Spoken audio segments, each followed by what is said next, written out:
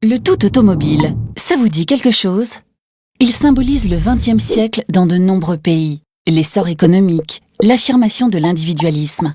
Car oui, la voiture a radicalement modifié nos modes de vie. Des distances plus longues mais moins fatigantes, des vacances à portée de main, des trajets quotidiens plus confortables. Et qui dit plus de mobilité, dit transformation des paysages, des villes, création de nouveaux métiers.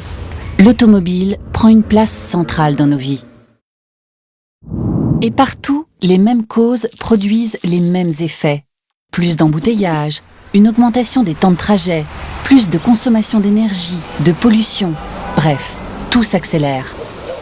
C'est pourquoi les pouvoirs publics cherchent à favoriser une mobilité plus douce, plus adaptée, plus durable. Alors, comment créer au quotidien les conditions d'une véritable mobilité durable? C'est-à-dire une mobilité sûre, fluide, pratique, accessible et plus respectueuse de l'environnement. Pas évident.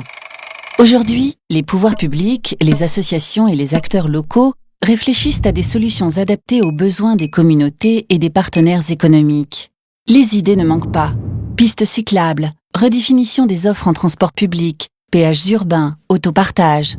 Chercheurs, urbanistes, autorités et financiers contribuent eux aussi à une réflexion qui commence à porter ses fruits.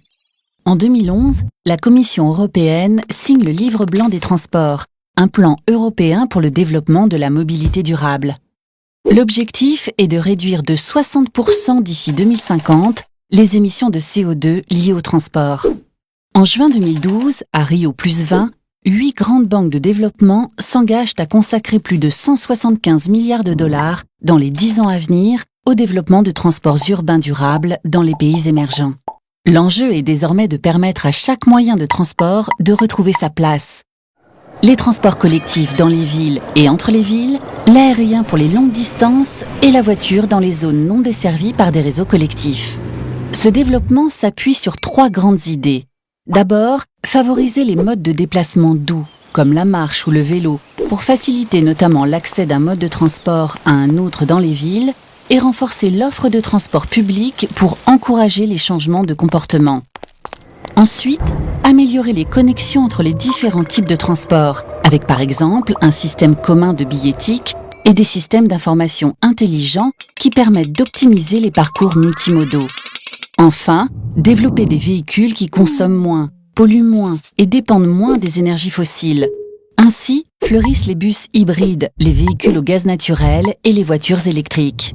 Les industriels s'adaptent à ces nouvelles exigences et imaginent des moyens de transport plus sûrs, plus propres et parfaitement intégrés dans les nouveaux plans de développement urbain.